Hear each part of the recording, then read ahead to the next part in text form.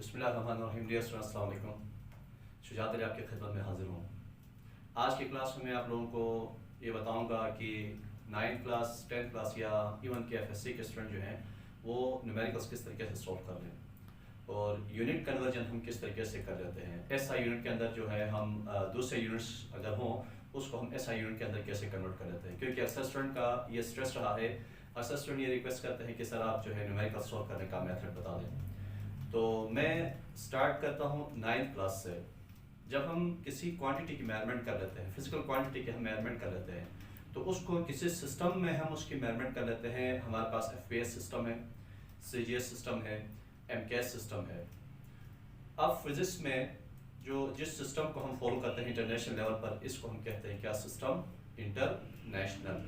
और इस system international में कुछ क्वांटिटीज़ हैं जिनके लिए कुछ यूनिट्स फिक्स कर दिए गए हैं। हमें उन क्वांटिटीज़ को इन्हीं यूनिट्स के अंदर जो है एक्सप्रेस करना होता है। और एग्जामिनर भी आपको ये चेक कर लेता है, ये देखना चाहता है क्या स्टूडेंट को फिज़िक्स की बेसिक नॉलेज है या नहीं है, क्या वो फिज़िक्स के जो इसमें एसआई दूसरे जो यूनिट्स हैं उन्हें एसआई सिस्टम के अंदर कन्वर्ट कर सकता है या नहीं कर सकता। इसके लिए आप देखें, सबसे पहले आप बेस क्वांटिटीज़ और ड्राइव क्वांटिटीज़ को सामने रखें, क्वांटिटी का नाम रखें, इसके एसआई यूनिट्स को आप सामने रखें।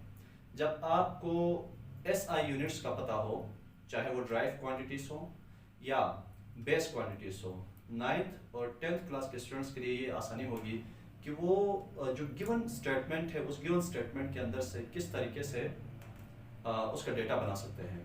जब आपका डेटा सही बनेगा तो जाहिर बात है फिर आपको रिक्वायरमेंट का पता चलेगा कि क्या देके आपसे क्या डिमांड किया जा रहा है, क्या पूछा जा रहा है। और जब आपको डेटा पता हो, फिर उसके बाद आप ये देख लें कि आपसे क्या डिमांड किया जा रहा है, तो आप क्या करें कि उस चैप्टर के अंदर जितने भी फार्मूलाज हैं उनको सामने रखें, one by one given check करें कि क्या क्या चीज़ें दी गई हैं और क्या डिमांड किया जा रहा है। उसके मुताबिक हम जो है सूटेबल कोई भी फार्मूला हम अप्लाई कर लें, फिर उसके बाद आपकी कैलकुलेशन आसान हो जाएगी। तो यहाँ पर कुछ बेसिक टिप्स हैं, इन टिप्स को आप सामने रखें। तो फिर इसके बाद हम यूनिट कन्वर्जेंस देखेंगे और यूनिट कन्वर्जेंस के बाद हम ये देख लेंगे कि किस तरीके से हम न्यूमेरिकल सॉल्व करते हैं। तो सबसे पहले हमारे पास सिस्टम इंटरनेशनल में कुछ क्वांटिटीज़ हैं, इनके नाम हम यहाँ पे मेंशन कर लेते हैं।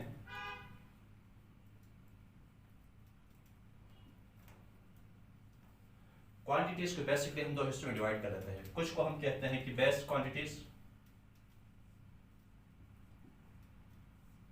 और कुछ क्वांटिटीज़ ऐसी होती हैं जिन्हें हम कहेंगे क्या, डिराइव क्वांटिटीज़।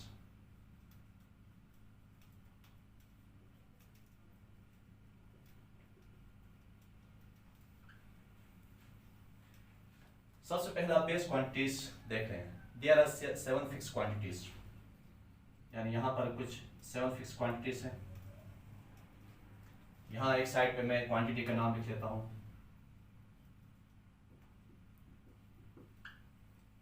और फिर इसके बाद उसका जो एसआई यूनिट है,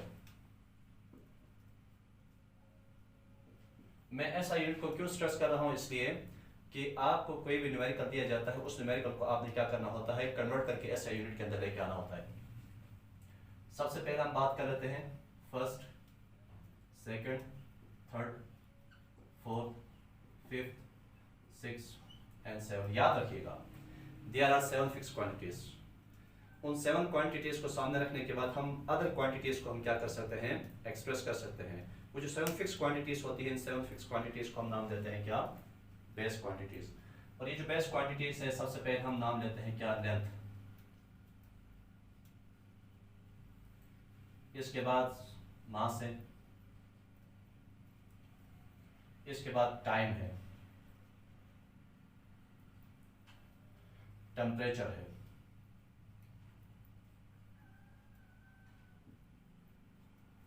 अमाउंट ऑफ सब्सटेंस है,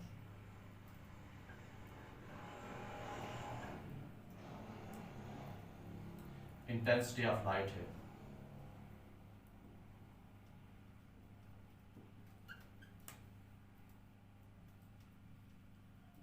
इंटेंसिटी ऑफ लाइट के बाद लास्ट आपके पास है इलेक्ट्रिक करंट।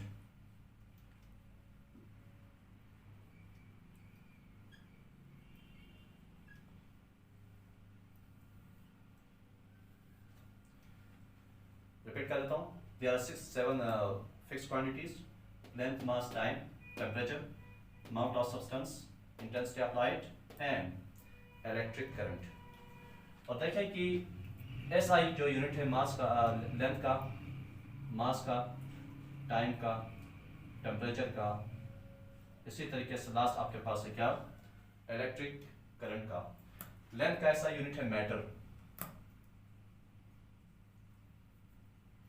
अगर कहीं पे लेंथ, कहीं पे डिस्टेंस का जिक्र किया गया है, लेकिन लेंथ जो है उसका जो यूनिट है मीटर नहीं लिया गया, किलोमीटर लिया गया है, माइल लिया गया है, कुछ और लिया गया है, सेंटीमीटर लिया गया है, मिलीमीटर लिया गया है, हम यूजिंग प्रीफिक्सेस, प्रीफिक्स को यूज करते हुए उसको इसके SI यूनिट के अंदर कन्वर्ट कर लेंगे। अगर मीटर में नहीं है तो हमें उसको मीटर में लेके आना होगा। किलोमीटर में है, के हटाएंगे, मीटर बचेगा। मिलीमीटर में दिया गया है, M हटाएंगे, मीटर बचेगा। सेंटीमीटर में दिया गया है, C हटाएंगे, मीटर आएगा। अब वो जो मिलीमीटर है, सेंटीमीटर है, किलोमीटर है, इसको किस तरीके से हटा देते हैं, ये हमारा यूनिट कन्वर्जन नेक्स्ट क्लास में हम देख लेंगे इसको। इसी तरीके से मास है, मास मिलीग्राम हो सकता है, माइक्रो हो सकता है, ग्राम हो सकता है, लेकिन जो सिस्टम स्टैंडर्ड बनाया गया है, जहां कहीं मास का जिक्र आएगा आपको उसको कन्वर्ट करके किस में लेके आना है, किलोग्राम में लेके आना है। टाइम है, टाइम जो है सेकंड भी इसका है, माइक्रो सेकंड भी है, नैनो सेकंड भी है, पिको सेकंड भी है, मिनट भी है, आवर भी है, डे भी है, सेंचुरी भी है। इस तरीके से इसके बहुत सारे यूनिट्स हैं, लेकिन जब इसको स्टैंडर्ड बनाया गया इंटरनेशनली, अब हम क्या करेंगे, सेकंड के अलावा जितनी भी क्वांटिटीज दी गई हैं इन सब को कन्वर्ट करने के बाद हम लेके आएंगे उसको सेकंड में। इसी तरीके से आपके पास टेम्परेचर का जिक्र किया जाए, मतलब आज का टेम्परेचर कितना है, 20 डिग्री सेंटीग्रेड। ह्यूमन बॉडी का टेम्परेचर कितना है, हम कहते हैं यार 98.8 या 97.8 जो भी फ़ारेनहाइट है, हम कहते हैं फ़ारेनहाइट, साथ में हम केल्विन भी यूज़ कर लेते हैं।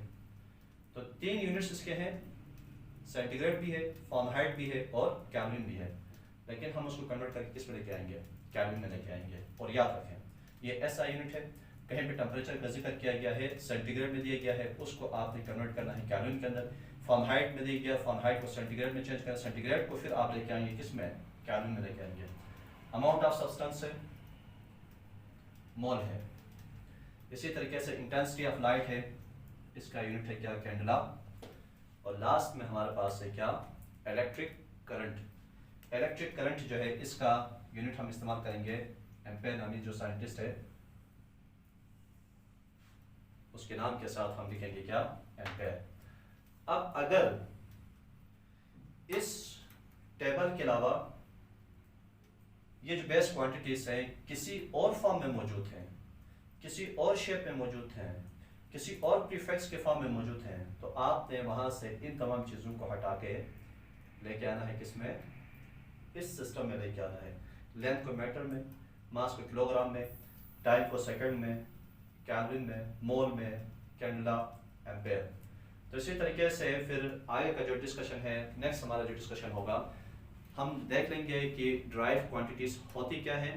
और ड्राइव क्वांटिटीज़ के अक्सर जो स्टूडेंट को मसला होता है कि ड्राइव क्वांटिटीज़ के यूनिट को रट लेते हैं कि किस तरीके से ये क्वांटिटीज आई, रटने की कोई ज़रूरत नहीं है। आप उसका जस्ट फार्मूला लिखें, ऑटोमेटिकली जो है यहाँ से ड्राइव क्वांटिटीज हम बेस क्वांटिटीज से जनरेट करते हैं। आप ये यूनिट्स याद रखें, ड्राइव क्वांटिटीज़ के यूनिट्स को ड्राइव करना हमारे लिए क्या होगा, आसान होगा। और आज की क्लास को यहीं पे मैं वाइंड अप कर लेता हूँ।